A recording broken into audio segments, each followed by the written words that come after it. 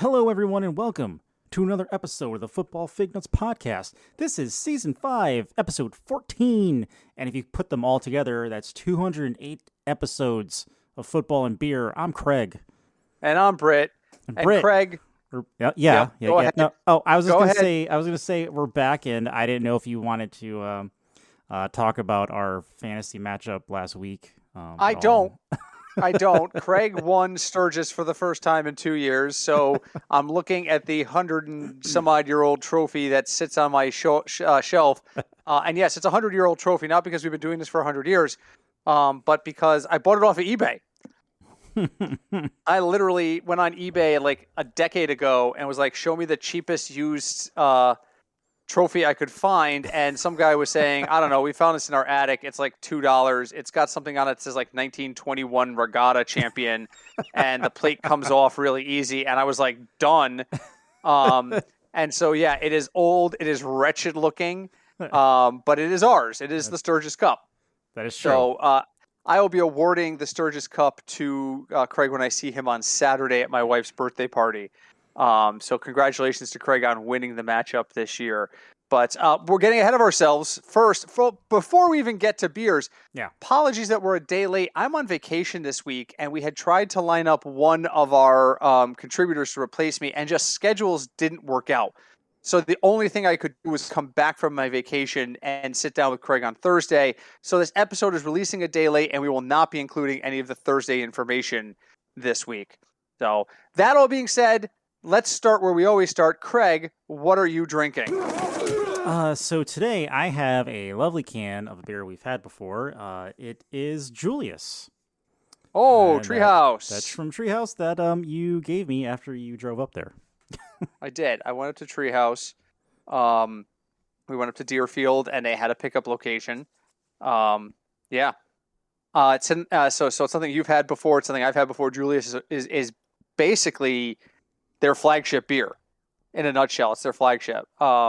At least I think it is. I mean, it's the one everyone talks about. It's probably, I mean, all of their beers are usually good, but this is probably my favorite one out of all of them. Yeah, it really is really strong. Me, I just got back from Mid-New York.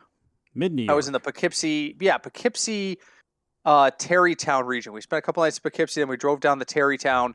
So I wasn't as far north as Albany, so I wouldn't even call it Central New York. It's more southern New York, but it's north of the city. There's really only 4 sections to New York. There's Capital Region, there's Northern or Upstate, there's New York City, and there's Western. That's and true. Western New York is like 3/4 of the state. That is true, and the weird thing is people not from like New England think if you say New York, it's automatically like New York City. There's no concept of how large the actual state is. Right. I was close enough to New York City that I could see the skyline from our hotel in Tarrytown. And if you're sitting there going, why the hell would you go to Tarrytown? Because Tarrytown is the nearest formal city next to a small place that's known as Sleepy Hollow. Mm-hmm. And it's October. And my wife and I are huge fans of Halloween. She likes the scary shit. I like the legendary shit. And if you don't know what the Legend of Sleepy Hollow is, then I can't help you. But we went there to actually check out some of the historical landmarks. I saw the location of where the legendary bridge was. Right. The bridge that Ichabod Crane supposedly needs to get across in order to reach safety from the Headless Horseman. We saw the church that he was dashing to, the graveyard through which that whole story takes place. Fascinating stuff. Excuse me. But while we were there, I noticed a place called Halftime Beverage. And it kicked in my head, and I went, I know this place from somewhere. And I was like, is this the place that Craig likes? Because there's one down near your in-laws that you hit all the time. And am I thinking of the right place? Is it Halftime? It is Halftime, yes. Okay, well, apparently they're a chain, which I didn't know. Mm-hmm. And there's one in Poughkeepsie. So I walked in there, and first off, I was wowed by the size of the place. It is large. They are large stores. It's not quite it had a bigger selection than Total Wine does up here in Milford, but it was physically smaller, but had a much wider selection. And I went in there with one job: find Avenue of the Pines. Well, ladies and gentlemen, I was successful, and right now I am drinking by Northway Brewing Company and Avenue of the Pines. And I'm happy to Outstanding. say I only brought back 3 4-packs. I could have easily not 3 bought out that cases. store. Yes, just the 3 4-packs. I could have easily bought out the store and been perfectly happy. So I am very happy. I have an Avenue of the Pines. And with that, let's get on the burning hot takes. I don't need to do a review of Avenue of the Pines. You've heard me talk about it before. It is easily one of my top 5 IPAs in my head. And you're talking to a guy who's had over, I think, last check on Tapped, I had checked in 320 some odd IPAs. And that's so that's with you like probably forgetting some.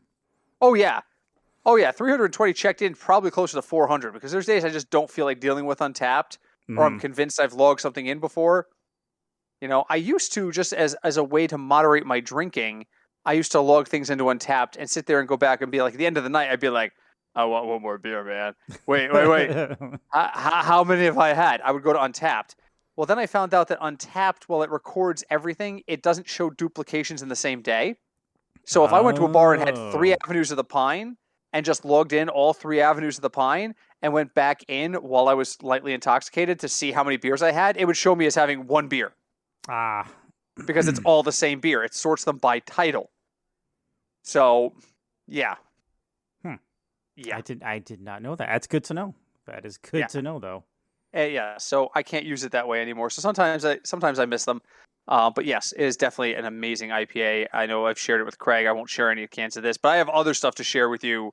I could spend an entire episode right now talking about the beer experiences we had in Central New York because there's some great stuff. But let's get on to burning hot takes because there's a lot to discuss going on out there. Are you giving or receiving today? I guess giving, but should we, since sent us one, should we read this? Yeah, you want to do that as like the third one? Let's start with Cinch's and then we'll each take one. Okay. So once in a while our contributors will send us one. So let's do Cinch, then I'll do mine, and then you could do yours and we'll go from there. We'll do it live. Okay. Let me here we go. Okay, you ready? Mm-hmm. Okay, Cinch says, would you rather have a root canal? Oh. Perform a root canal on the one you love the most. Oh my God. And then third, own season tickets to the Jets. You can't sell them, and you have to end every game in its entirety. Wow. So would I rather endure pain, cause pain, or endure pain? Is essentially the question, right? Well, hold on. Here's how I'm gonna do this. All right, so we're already a couple games in. The Jets have already hosted it's a preseason. They've hosted the Pats. They've hosted the Titans. They're going to the Patriots. Okay, so on Halloween, they host the Bengals. Yep. They've got the Bills, the Dolphins, the Eagles, the Saints, and the Jaguars, and the Bucs. Right. I'll take the tickets, and I'll tell you why. The Bengals are good. I would like to see the Bengals play. The Bills are good. I'd like to see the Bills play. The Eagles, it's still football. The Dolphins, it's still football. The Saints, I think, are going to get better. I think the Jaguars-Jets game is the day after Christmas, and I think Trevor Lawrence will be settled in by then. And the Buccaneers on January 2nd, that's a game that actually may matter for either or both teams. So, yeah, I'll take the Jets tickets in this case. What do you say? Same thing. I've been to a few Jets games. Never been to a Jets game. It's it's enjoyable. I won't say they won, but it was enjoyable to go to a game live. And out of the other 2 options, I would definitely just take the tickets. Yeah, definitely. Okay. I know Cinch was being silly there. But... I know, but All right, so my question for you has to do with, we're now through week 5. Yeah. First off, the Kansas City Chiefs are 2-3, the worst team in the AFC West. Crazy, right? You haven't said that in a very long time. It's been a while. It's been since Gunther Cunningham was there since I've had to say those words. So, but my question for you is the best division in football. There are 2 divisions in the AFC, and I'm going based on total wins. Okay. 2 divisions with 12 wins each. The AFC North has 12 total wins. The AFC West has 12 total wins. Okay. In the NFC, there's only one.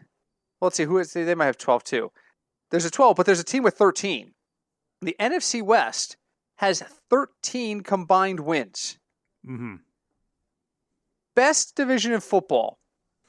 Best division NFC I don't think is up for debate, right? Can we just agree that the NFC West is the best division in football in NFC anyway? I think it would have to be right now because we can't So say my we can't say the NFC East, especially sorry Cowboy fans, because their division is not good. No, there's nobody with more than 2 wins other than the Cowboys. You have one team over 500. There's no chance. Right. I can give you that. But so let's go to the AFC. So then, better division, the AFC North or the AFC West? That's tough. That's tough. See, I guess. And now you're a North homer, so I am. So I guess I'd be biased towards that because the AFC North for so long was dominated by the Steelers, and then off and on the Ravens, but it was normally the Steelers. And now there's this shift happening where the other teams in the AFC North are winning and the Steelers are not. So it's a really interesting really interesting kind of aspect to see because it hasn't been that way in a while. Man, that's tough. So here's where I'm going to go with it. Yeah. Go ahead. So go ahead. Finish your thought. Sorry. I was just going to say it's tough because if you look at so you look at the top 3 teams in each of those divisions, or 4 teams, and we'll include the Chiefs. Like those teams have the potential to score so many points on like any Ravens offense is good. The Bengals offense is improved. We've already seen improvement out of the Browns. The Steelers are just a mess. They're but done. Yeah. The Chargers has been good. We haven't even talked about John Gruden yet. Denver is somehow 3-2. I have no idea how. And we know Kansas City's offense is going to come around eventually. Right. So, I mean, all 8 of those teams can score points. Probably. All right, so the worst team in the division, probably in terms of scoring points, are the Steelers and the Broncos, right? Out of those 2 divisions, out of those 8, probably would say the Steelers and the Broncos are probably the worst scorers. So I would take either of their scoring abilities over Jacksonville. Yes. Definitely over the Texans. Maybe over the Colts. I wouldn't take it over the Titans. So the worst offensive team is better than pretty much 3/4 of the AFC South. And I'm looking at the AFC East. I would take either of those teams' scoring ability over the Pats, Dolphins, or Jets. So what we're really saying here is the worst offensive teams in these 2 divisions are better than 75% of the rest of the league. That's scary. I'm sorry, rest of the conference, rather. Rest of the conference. Right. You take the teams in their conference out, and you say, okay, take out the AFC North and AFC West. Now let's see the Broncos and the Steelers. How do they compare against the East and the South? And they compare well. You know, I mean, the Bills are good. They had a slow start. They're 4-1. Okay, whatever. But they're good. They're good. They exploited the Chiefs last week. The Chiefs are a mess. The Chiefs are half the reason I drink. Defensively or offensively, or they're a whole I think the problem is the defense. The defensive failures have led to offensive pressure. So and we've seen this. If you have watched Chief games like I have, as a fan, I watch every game I can. When the defense makes a big stop, particularly in games that are close or they're trailing, Patrick Mahomes rallies the offense around those defensive stops. Mm-hmm. He's the biggest guy to stand up and go, "Oh my God, look, they gave us the shot. This is our shot. Let's go out there and get it. They gave us our opening. Let's go get this." The defense is literally giving up points on almost every drive. Like, should I just pull up Kansas City Chiefs team stats? How many punts have they received this year? How many punts? That's a good question. I don't know. Punt returns. So like the errors Patrick Mahomes has been having with the forced turnover, when he's forcing the ball and kind of just chucking it, which ones, usually he gets those, but in that last game he didn't. So you think that's him putting pressure on himself to make something happen since the defense is I think he's making mistakes because they have no faith in the defense. I think and that's not to say it's okay for his mistakes. Not saying that at all. I am saying that he is making mistakes based off of the fact that he's got no faith the defense can go out there and do stuff.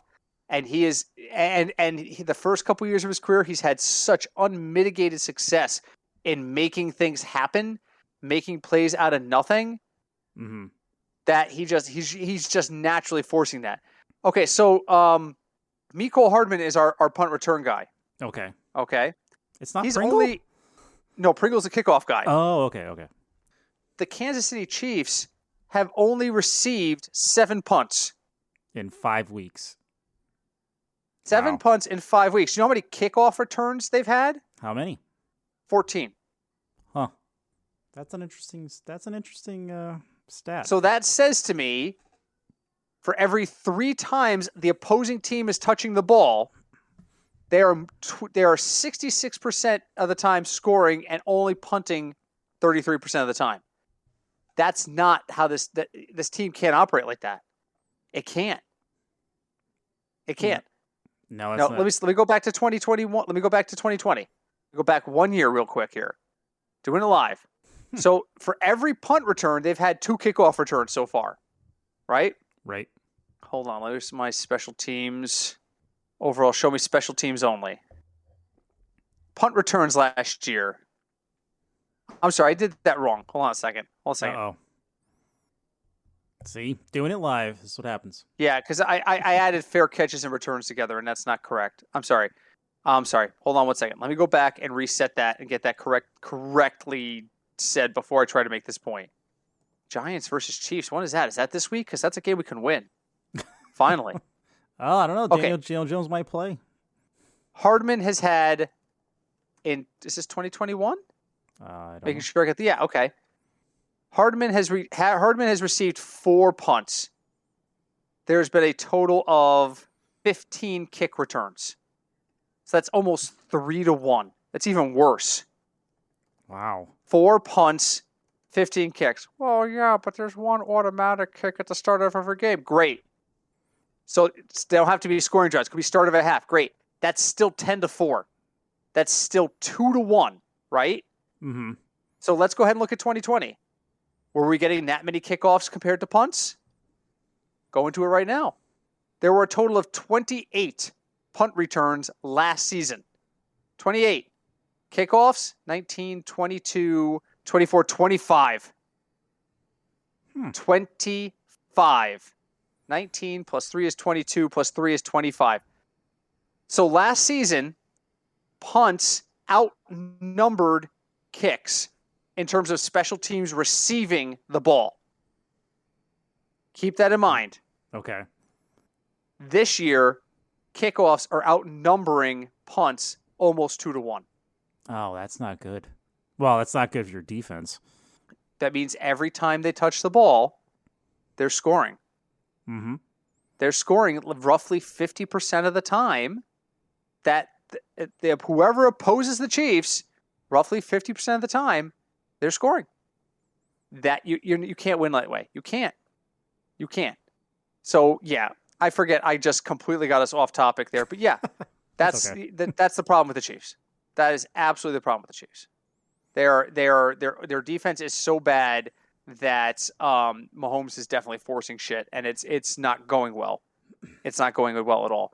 And so that's what somebody said to me. Somebody put on Twitter, in one sentence, give me your takeaway after 5 weeks. And I went, the Chiefs defense is causing the Chiefs offense to play poorly. And the dude wrote back, that makes perfect sense because they can't keep the offense on the field. Which was funny because Cinch wrote to us this week and said the problem with Kansas City is they need to take more time on offense and keep their defense off the field. And while he's right, it's not because the Chiefs are scoring quickly and rapidly that they're having the problem. The problem is the Chiefs are not keeping their offense on the field at all. And they look, I'm gonna say something sacrilegious. Uh-oh. They look lazy. Tyreek Hill looks like he's looking for a penalty flag on every play. And the moment he thinks he deserves one, he stops playing. Patrick Mahomes looks like he thinks he can make every pass through triple coverage. He can't. We have no running game. Yeah, Hilaire is hurt. They're all hurt or COVID.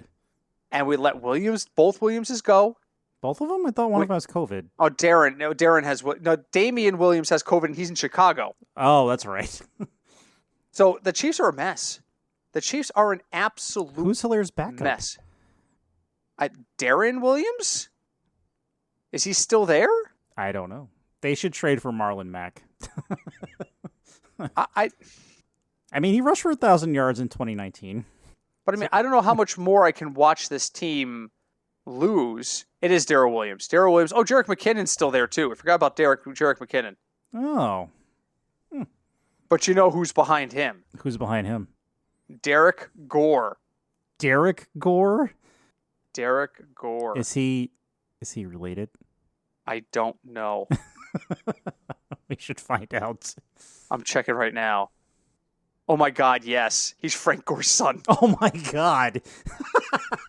Yes. Oh, wait. No. Oh, wait. Oh, no. Okay, wait a minute. He came over from the Chargers, by the way. He was a Charger.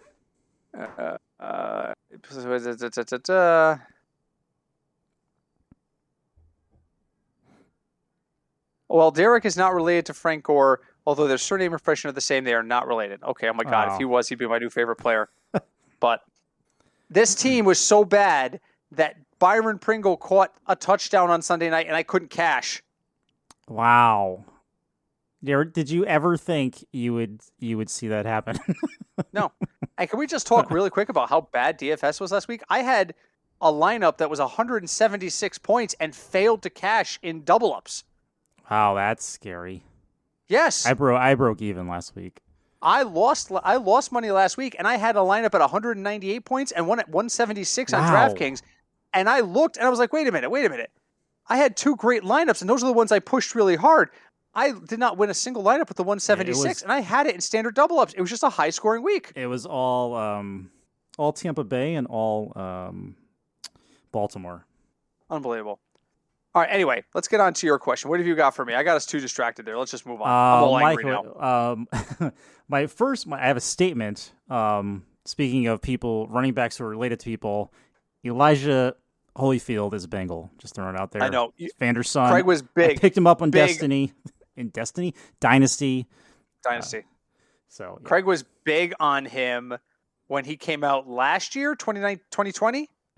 19? I don't know. Time is all screwed up in my head. It was because we were doing a dynasty startup draft, and that particular dynasty startup said we're not going to allow rookies until the last 3 rounds. Just to prevent people from like shooting for rookies right off the gate. And Craig, the entire time we were in that draft, kept saying Elijah Holyfield's got to be our last target. He's got to be the last name on our list, but we got to go get him. He might be. He's Evander's son. Okay, and then he went like 2 picks before us, and we didn't get a shot at him. But no. But now he's a Bengal, so we'll see.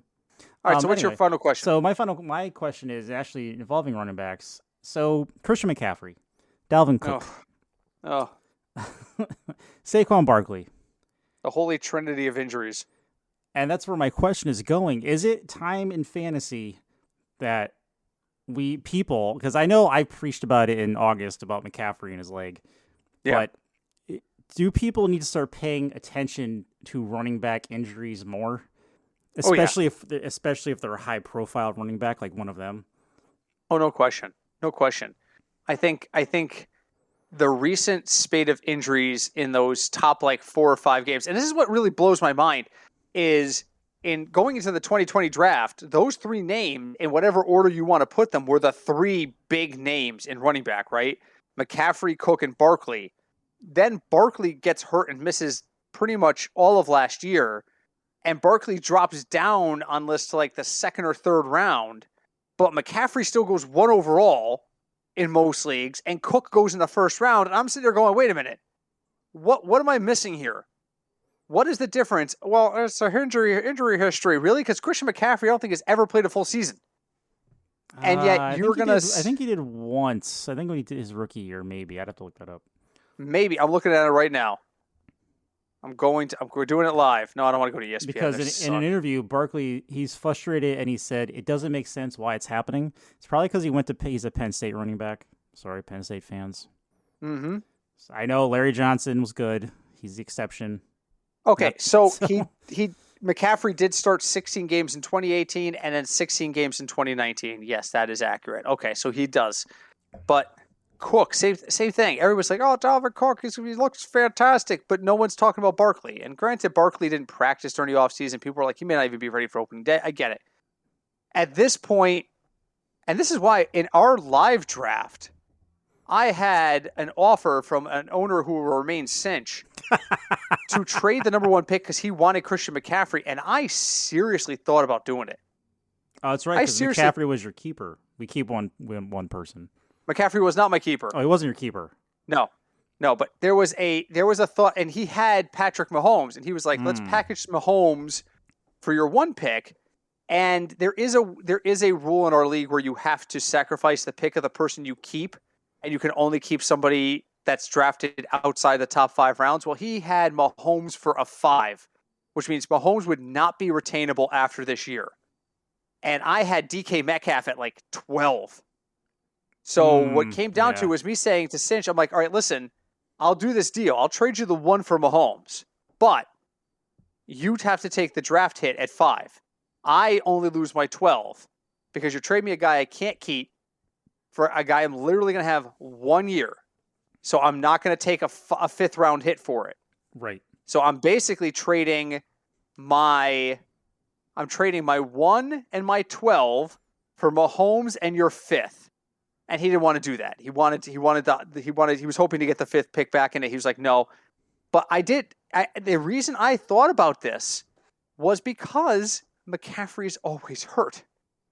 Yeah, it's like once a running back gets hurt one time, and it's more so with running backs in other positions. In the legs. Right, because if you're a running back, you're taking a lot of abuse. So if you get hurt in the lower half of your body once, and it's a serious injury, you're just affected for the rest of your career. Can be. Your potential to be affected the rest of your career. Oh. So I mean, right. look at Mixon. He's had ankle injuries for the last 3 years. So yeah. So there it is. I gotta tell you, my brain is not in this tonight. I am so in vacation mode. It's not even funny. Yeah, I'm gonna wake up tomorrow thinking it's Thursday, so it's fine. Yeah, seriously, right? We're a day off. Oh, thanks, contributors.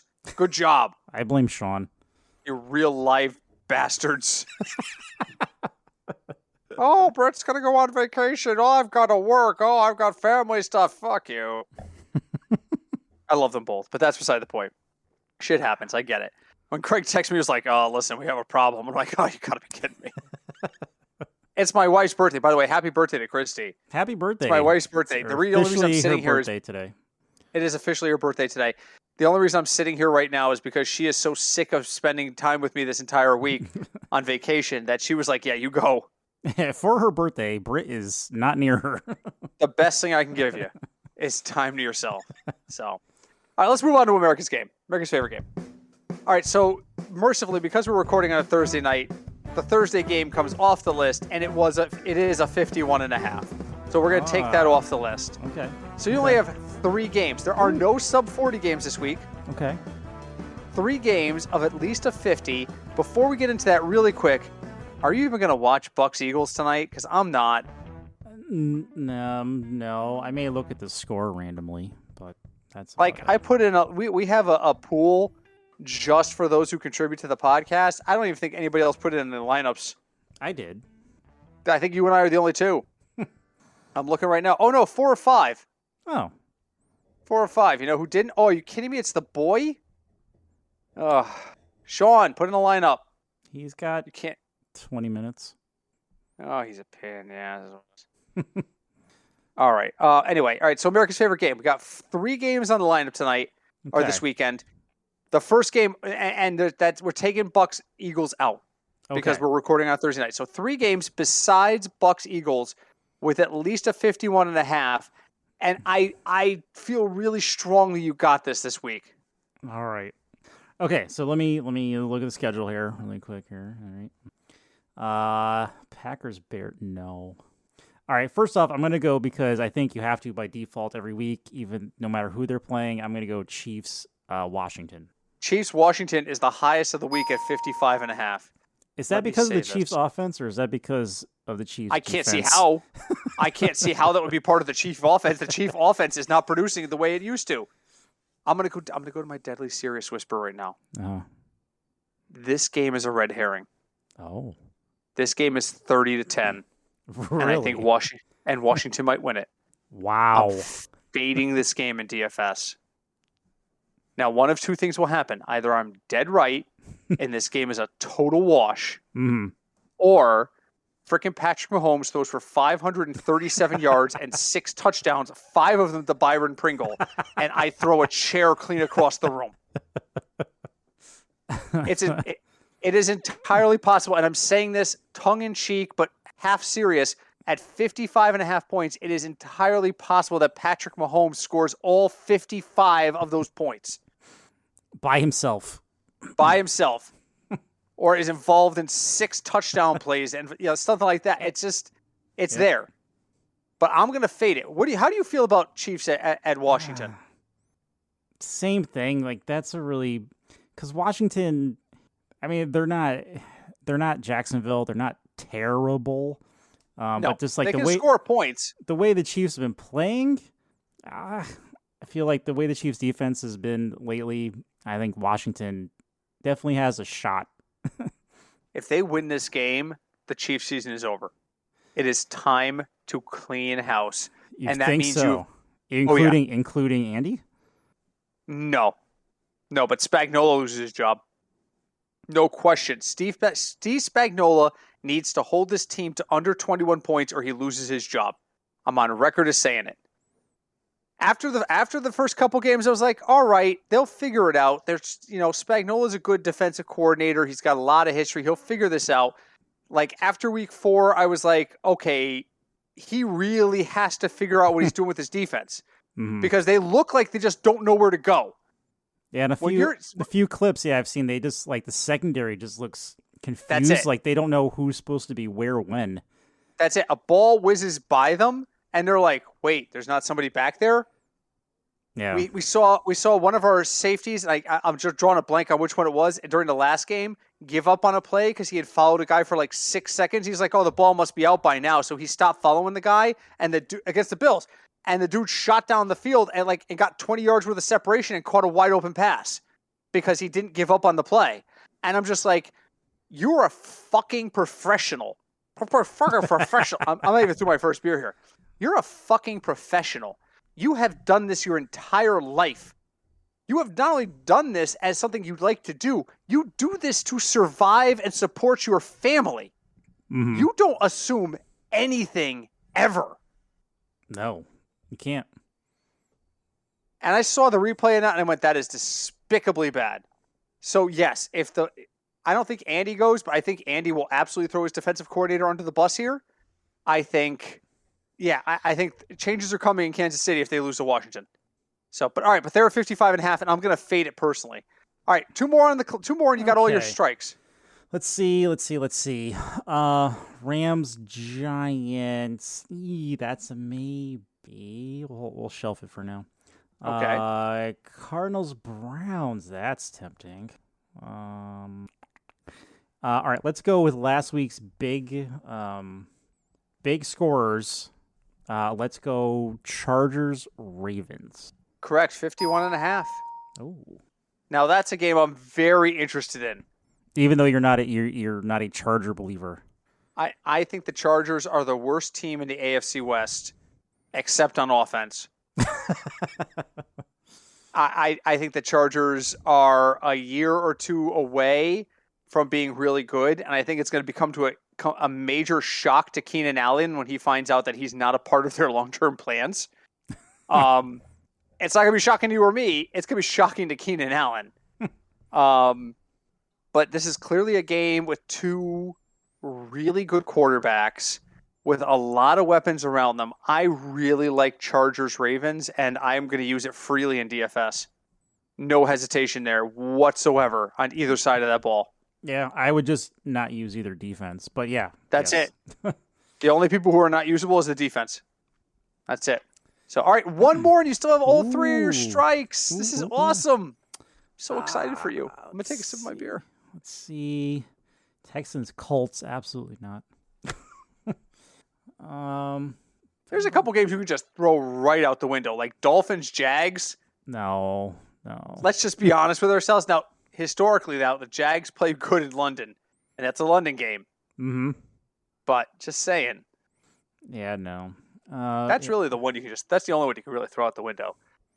Let's see. Seahawks, Steelers. I mean, no, especially with Wilson out, and Steelers are bad. Steelers are very bad. Yeah, Steelers. There's another team. And I'm not even saying that because I'm a Bengals fan. As watching football, they're bad. Yeah, I think the house cleaning is coming there. All right, let's go. Let's go with, because I think it's close. Let's go Cardinals, Browns. No, but you're right. It's close. 49.5. Oh, come on. Yep. All right. 49.5. And that's a game I would target, honestly. I think that's going to be... First of all, the Cardinals just look like it. Well, we're going to double DeAndre Hopkins. Have you heard of Rondale Moore? Well, we'll take away Rondale Moore. Great. Have you heard of Chase Edmonds? Well, Chase Edmonds is hurt. Great. They just keep finding different people to go to. They do. They are good at that, spreading the ball around when they need to. Which means just wait for it. If he's fully healthy, Christian Kirk, the game is coming.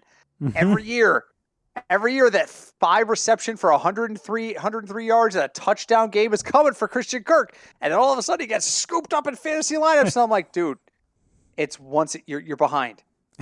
He has Jack Doyle syndrome.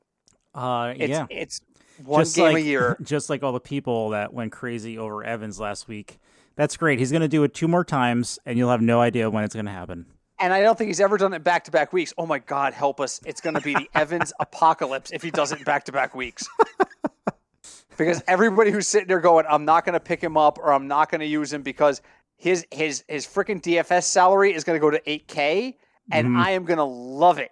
Feed me everybody but Mike Evans if that happens. Because we know he can't string good games together. No, and I was watching that game with my brother and my nephews, and my brother's watching. He's like, Evans just missed a ball that just went through his hands. I'm like, yes. That's typical. He's like, it hit him in the chest. I'm like, yes. Yes. You know what? All right, so here, we'll do this live too. Give Craig time to think. Mike Evans stats. All right, so I'm going to go and look up his pro football stats from 2020. Okay, let's go to 2021. No, I want to see 2020. I want to see game logs from 2020. Okay. All right. Okay. Games where he had 100+ yards in 2020. Okay, I'm ready. Week 2. 7 catches for 104 yards. He was targeted 10 times. 70%. Week 4. 7 of 8. For 122. Okay, that's a decent number. 6 of 7 in week 14. Well, but you're cherry picking. Really? So I should disregard week 10 where he only caught 6 out of 11 passes? I should disregard week 11 where he caught 5 of 9? I should disregard week 12 against Kansas City where he was 3 of 9? What? He caught 33% of his passes in week 12 against the worst secondary in the history of modern football. Yeah, but he caught 2 touchdowns. Shut up! So now what you're telling me is he's the new Chris Carter? He can only catch when you throw him in the end zone? He had 4 touchdowns in 3 games. Yeah, that's right. He caught a total of 14 passes on 30 attempts. That's not good. A 50% catch rate does not make you good. Well, yeah, but look at week 15. Yeah, he caught 10 of 12. They had to target him 12 times to get 10 receptions out of him. The dude isn't consistent. Nope. Well, look at his playoffs. He was 6 of 10 against Washington. Great, 60%. He was 1 of 3 against New Orleans, non-factor. He was 3 of 8 against the Packers in the NFC Championship. Really? He was? Damn. 8 times they went to him. 3 times it was caught. Well, yeah, but he owned the Chiefs. They targeted him once in the Super Bowl. Once. Let me say that again. He had 1 target in that Super Bowl game. 1. Wow, that's crazy. I did not know that. That's bananas. Every time he has double-digit targets, he pretty much gets to 100 yards. But I'm looking at 2020. He had 3 games with double-digit targets, 2 of them over 100 yards. but he only had a total of 4 games over 100 yards in 16 games. And the only back-to-back ones were week 14 and 15 last year against, are you ready? Atlanta and Detroit. Oh. Craig, put on a helmet and line up. I can get you over 100 yards in those games with double-digit targets. Done. His catch percentage last year was 64%. That is not good. Oh, it's better than Tyreek Hill. Is it? Because I'm about to tell you. Game logs, 2020. Tyreek Hill. Oh, come on. I'm not that drunk. I'm 1 beer in. Tyreek Hill was 64.4%. Just higher. Just barely higher. But he also had 3 back-to-back 100-yard games. Really? He only had 3 games over 100 yards last year? Really? He did have that 269 yards. But, I'm looking at the times he's been double targeted, targeted more than 10 times. It's usually around 50% or more. So he went 3 for 7. He went 3 for 6. Those kinds of games, yeah, okay, that'll run down your percentage. Mike Evans isn't consistent. Period. Pick a wide receiver and go find me somebody who is a level that is catching less than 65% of their passes besides him or Mike Evans or Tyreek Hill. Well, what about Keenan Allen? You always rip on Keenan Allen. Yeah, 68% last year. Caught 68% of his passes. I will argue to the end of days that Keenan Allen isn't a great wideout, is not like a Hall of Fame caliber wideout, but he's better than Mike Evans. I would. Oh my God. I would agree. I'm all sorts of fired up tonight. I don't even know why. We're still in America's favorite game. We are. I had time to think though. So I got one more game to pick. I'm going to go with 2 other offenses that usually, well, at least one of them is usually always good. The other one is hit or miss. But let's go Bills Titans. Correct. You win. Awesome. 53.5. And again, I'll stand by what I said last week. 25 of those points are Derrick Henry, so I'm going to use liberally on the Bills side of the ball. I think Craig has been dead right being a Dawson Knox truther. I'll use the Bills side of the ball liberally, and I'll use Derrick Henry where I can afford him. So Craig wins this week. Congratulations with 2 strikes left. Thank you. Well done. All right, we gotta fly into the metric really quick. We're just gonna do some metric picks really quick, and then we're gonna move on. So again, being on vacation, I had to run home today, and walking into my high-tech laboratory, I went, computer, begin processing the metric. And it went in Major Barrett's voice, computing, and then said, done. And I went, all right, talk to me about a quarterback. And it went, Tua Tagovailoa. And I went, okay, I understand Tua's starting again. I understand he's only 4,000. But he's in freaking London, which means he's not available in the main slate. So give me somebody else. Josh Allen. Okay, Josh Allen, great. But he's 8,200.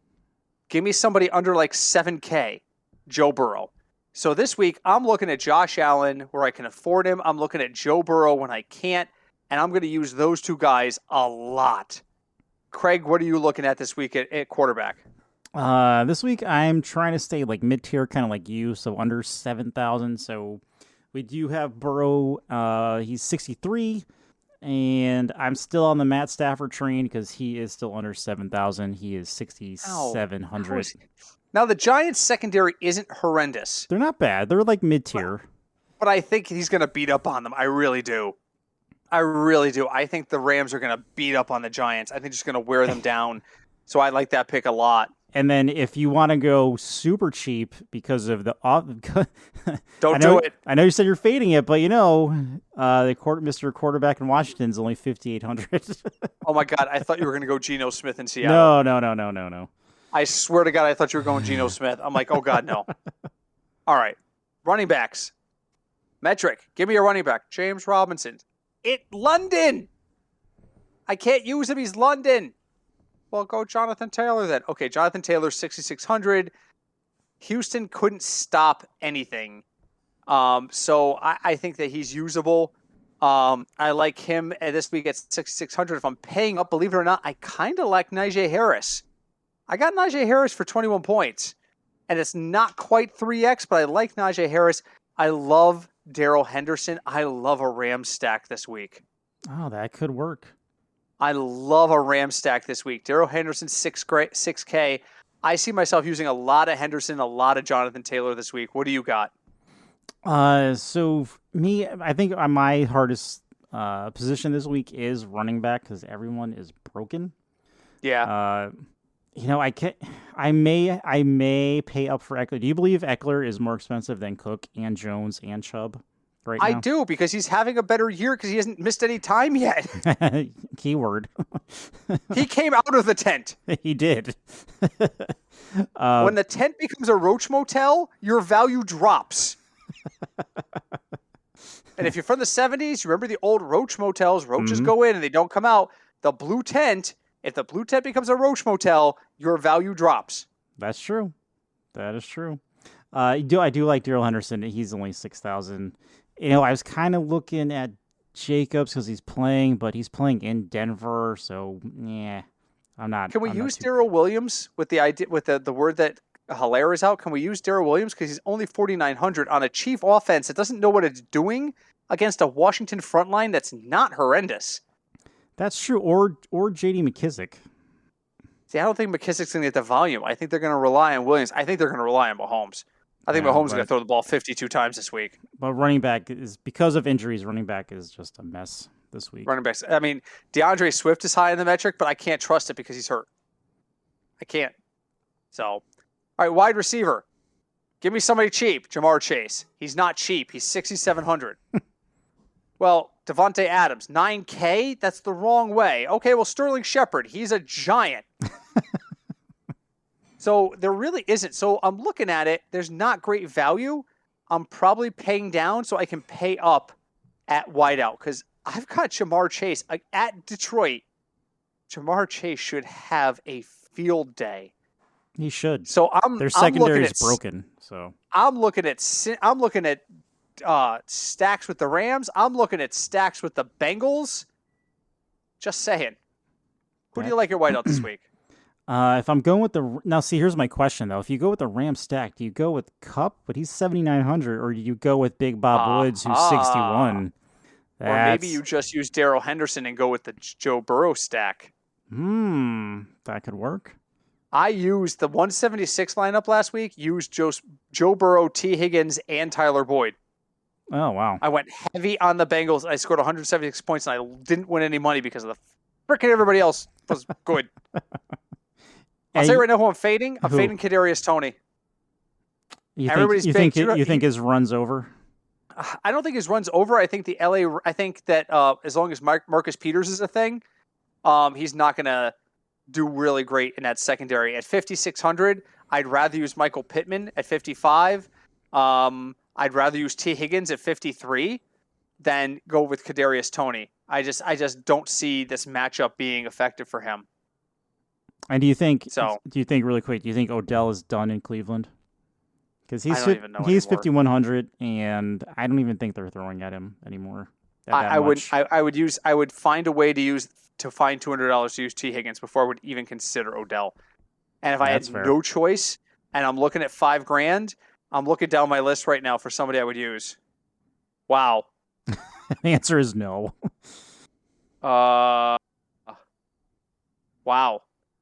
That bad, huh? You know what? If I'm that desperate, I might be looking at Amon St. Ra.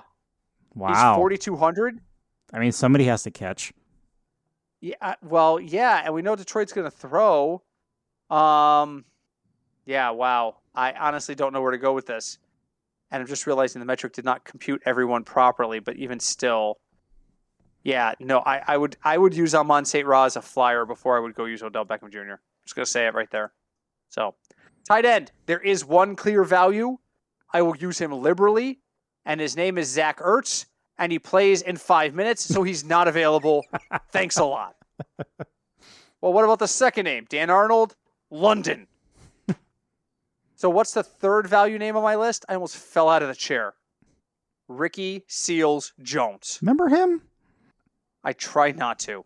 Remember him? He was a Jaguar, and I think he was a Cardinal. Caught like 2 or 3 touchdown passes in London during one of the London games, and the universe went on fire. Mm-hmm. and then the next 6 games he had 3 targets for 2 catches. So yeah, tight end I'm probably going to pay up this week. I might look at Mark Andrews at 5,200. TJ Hawkinson at 5K is always an option. Noah Fant, I think, could have a potentially good day. I mean, we didn't even talk about the craziness in Vegas yet. So I'm fading Darren Walter. I'm fading virtually everybody on the Raiders side of the ball. So who do you like this week? This week, again, it's especially between injuries and people, and bye weeks happening now, makes it a little more difficult. I do like CJ Uzuma at 3,100. Part of my brain wanted to say Jack Doyle, but then other part of my brain said no, don't do that. But I do like Farm Jr. at 2,900 against Baltimore because they are not super good against tight ends. You know what? I'm realizing I did not upload the metric to you guys. You don't even have it in front of you.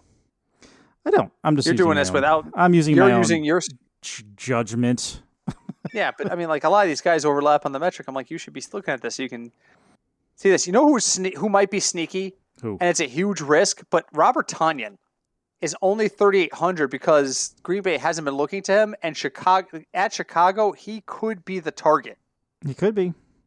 Again, I always say, division games are weird. So everyone's focused on Devontae Adams. They might try to play the short game with Tonyan. I don't know. He could be a sneaky play. All right, defenses really quick, and then we got to wrap up. Pick one. Yeah, pretty much. Believe it or not, the metric likes the Washington football team. Because they're $2,000. They're $2,000, and they are putting a 80% chance of a turnover. That's not wrong. No, Kansas City has been turning the ball over. Well, I don't want to use that game. It's too high scoring. Well, the metric now wants you to use Jacksonville. London. I have to teach this game to cycle out the games in London. I have to teach this thing how to do that. Honestly, the most, I don't even know how to say this. The safest play is probably Bills at Tennessee at 2,900, but that's really expensive for a defense. The Raiders are more expensive. Don't trust it. Cowboys are more expensive. Don't trust it. Bears are more expensive. Don't trust it. Probably if you're going to pay up, it's probably Steelers over Seattle. But I think I'm comfortable taking the Bills at Tennessee. Who do you like in defense? Defense, it's one of those weeks I may have to see what kind of cash I have left over. Yeah. I kind of do like the Bengals against Detroit, but they are $3,400. That is a lot for a defense. I would probably stay away from the Giants. Maybe Baltimore, I don't know. But honestly, looking at this list of available defenses and prices, Washington may not be a bad idea. Yeah, I mean, you want to stay away from high-scoring games, but I think in this case, Washington KC might be an exception to that. Detroit's also high in the metric because they're only 2,100. I would rather use Cincy at 3,400, but that's a lot of money difference. So I'm going to really bank hard on the Bills at 2,900 if I can. If I have to go down, then maybe Chargers could be usable. I can't use the Texans. I don't care. Indy's bad. You can't use the Texans. I can't trust the Panthers or Minnesota. I'm looking at the Giants. I've got them slated for 5 points, and I'm not sure where that number comes from. I'm going to say it right now, there's a strong chance the Giants post a negative value on defense and DFS this weekend. Strong chance. I think that game's going to be an absolute shootout, and I think the Rams are going to be throwing all over the place. So, anyway, all right, on the final thoughts, we're way past out of time, and I am exhausted from traveling, so I need to go fall over or play video games or something. Craig, what's your final thought this week? Wow. Final thought this week is I'm just going to say don't get wrapped up in everything that's on social media. Oh, God, yeah. I don't even know what you saw, but you were like, I'm taking a day off from social media. I'm like, oh, shit. What set you off? You can be honest with our listeners. What set you off? I think for me, well, it was the Gruden thing. Oh, yeah. But it's not that he resigned, fired, whatever. I guess he didn't technically get fired. It's not the fact that he left, because clearly, because of what happened, he should have left or got fired or whatever. But it was people, I think, online, you get into this one-upmanship constantly with arguments. and it doesn't help at all. And so people were saying, well, what he did is worse than people that committed domestic violence. And then it became like a giant snowball of just stupidness after that. So that's kind of what did it for me. Yeah, so be careful with social media. We are very cautious on social media, which is why we don't use it a ton. But yeah, it's exact same sort of thing. My final thought was about Jon Gruden. I've already heard people say this is cancel culture. I don't care. I stand by my assessment. Cancel culture is an excuse that people target things on when they don't want to take accountability for stuff, or they worry they're the next people to be held accountable. Which, by the way, speaking of social media, I almost threw a chair. I'm going to tie this to my final thought. Sure. When Jerry Jones had the audacity to go on TV and say that the resignation of Jon Gruden is just a sign of how we're all held accountable. Okay. Yeah, right. We all know, as much as we love football and the sport of football, we all know that the NFL picks and chooses what they deem important at the time. So yeah, absolutely. That goes along with the conversation we're saying about, well, people are comparing this to domestic violence or to other offenses or to drug offenses, things of that nature. First off, I don't think you can compare everything unilaterally across the board. Not every violation or crime is comparable. That's number one. But yet, there's no question that the NFL dishes out justice in its own method and valuing what it feels like is important at that time. And if you don't believe that, then all you have to look is at how personal fouls have evolved over the last 5 to 10 years. Mm-hmm. Hitting a quarterback in the helmet. No big deal 20 years ago. Now it'll get you ejected. Taunting.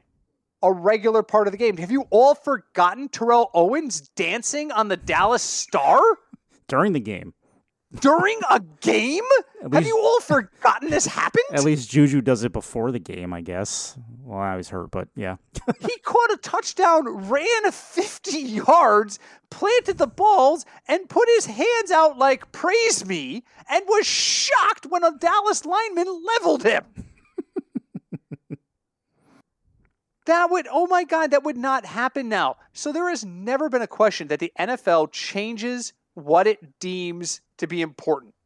Okay? So so Jerry Jones, absolutely out of his freaking mind when he says that. And I cannot wait for the next time a Dallas player does something really terrible and Jerry Jones uses his influence to make sure he gets a minimal suspension. Mm-hmm. Because it's going to happen. Wait. It happens every 3 or 4 years. Mm-hmm. We're due. We're due for somebody to get into a nightclub fight. It'll happen. You know, so there's no, so my takeaways this week from the final thought are don't get caught up in the hype because the NFL is clearly inconsistent. If you're looking for consistency in its judgment in terms of what is a punishable offense and what isn't and how it should be punished, you're looking at the wrong entity for your role model. And number two, Gruden being pulled is not cancel culture. He screwed up. He's got to be held accountable. Does that mean he's never going to get a chance to get these things right? No, but it means in the short term, he's got a lot of work to do, and I have no problem taking his name off the Ring of Honor in the short term. None. That's the people just, it's all cancel culture. I mean, if Vince McMahon can take Hogan's name out of the Hall of Fame, granted it was just for a short, it was for an X amount of time, but still. Yeah. Yeah, and it's not exactly like Vince McMahon's a pillar of the community, folks. Exactly. Not exactly like he's a pillar of the community. Just saying. There's stuff that goes on at WWE all the time that we hear about. Okay? Just everybody relax. Gruden screwed up. And you know who's been getting, and this is the last point I wanted to make. So my final thought was 3 key points, and we've hit the first 2. Why is ESPN skating by with no blame on this? He was an employee of ESPN when these emails were sent. Because the mouse said so, and the mouse has more money than the world, so that's why. ESPN cannot keep itself out of the news in a negative fashion. No, I know it's weird. It's like the harder they try not to, the more it happens. Because you know what? They're not really addressing the issue. They're just covering it. Mm-hmm. Exactly. It's like having a septic tank that's overflowing, and instead of calling a septic specialist, you just bury more dirt on top of the shit puddle. Exactly. The shit puddle's still there, and eventually it's going to break through. Yep. You didn't treat the problem, you just masked it. And that's what ESPN always does. And their record is so bad. I mean, we go back to, and I'm going to draw a blank on the name of the two women involved, but there was the woman at the NBA Finals who was caught on a Zoom meeting recorded saying that she was not going to let them take away her airtime because ESPN had been so bad with minority hires that they wanted to put an African-American woman on the air. She basically threatened them and said, "You're not going to kill my career because you guys did a shit job." And it did kill her career. But it was just another example. ESPN puts Band-Aids on stab wounds and then goes, "Nothing to see here. You had this guy in your system. I don't know where you guys work, but every email I have, every email that comes or goes, my organization reserves the right to review it. Every single one that comes or goes from my work address." And that's pretty standard in large corporations. Yeah, ESPN, that's pretty standard. Yeah, ESPN can't sit there and say, "Well, we didn't know." If you didn't know, then you were too lax. So either you're too stupid or you let it happen. And either way, there you have accountability here. That's right. And for people who go off and say, "Well, you can't do that," you can thank Enron a couple decades ago. Yes. Because before that wasn't a thing. And after Enron, that became a thing. So, yeah. Yes, you absolutely can. What you can't do is monitor emails without notification. You own the network. It's your network, and it's to be used for business purposes only. Guys, I've done internal investigations as part of what I do. Do you know how many people are shocked when we go, "Wait, you can see my emails?" You're damn right I could see your emails. You'll never know. And I don't talk a lot about what I do, and I know we're over time here. Yeah, that's right. But you will be shocked at how many times I investigate something, and someone's like, "I didn't do it. I never said that. I never did that." And I go, "Well, that's funny because I have an email here." And all of a sudden it goes, "Well, that was that one time. It was at one time I made a mistake. I said the wrong words." "Really? Because I've got emails from the following 6 dates." "Oh, okay. Well, it's not what it looks like." ESPN had to know this happened. ESPN, even if they didn't review them in real time, they turned the damn emails over to the league as part of the investigation. What did they do? Drop them on the doorstep and walk away whistling? It was just a giant pile of paper and they walked away. Again, I've been involved in investigations. When somebody makes a legal request for my documents, you know what the first thing I do after I print them all? I read them. I read them because I have to assess liability for my company. Mm-hmm. If one of them says something so inflammatory it's going to come back to us, my leadership needs to know. I'm still going to hand it over because that's the right thing to do. But I am not handing over stacks of emails and documentation without knowing what I'm handing over. Yeah. It's called risk management, folks. It's a common concept in business. And so really, ESPN cannot sit there and say we didn't know. Yeah, well, I mean, I guess they didn't know. They can't say they can. I guess they can say they didn't know at the time. But once they turned everything over, I'm sure they knew. So then that's incompetence. That means you're failing. We call that programmatic neglect. You are failing to provide oversight in your own system to prevent these acts from happening. Mm-hmm. That is programmatic problems. So either you ignored it or you were too stupid to look for it. And either way, ESPN has accountability in this because an ESPN employee participated in this kind of chat. Unless ESPN comes out and goes, "Here's every memo we sent to John Gruden saying he needs to be appropriate in his emails," they have culpability. Yeah. And that's the part that everyone's missing in this. Everyone is skating by ESPN. ESPN, its entire life, and I'm not saying everything they do is bad, but when they make mistakes, they are real great at pointing at something else. Real great. They're like, "Hey, look at that over there." Anyway, so yeah. So ESPN turned off over a whole bunch of emails that said John Gruden was a terrible person, but don't miss this Monday night as Eli and Peyton break down the game live on ESPN2. Yep. Can you imagine if actual news did that? Can you imagine? There's been an earthquake. 750 people are dead. Next up, a kitten stuck in a tree. Hey, doesn't the news do that? Not that blatantly. All right, that's at least true. not the ones I watch.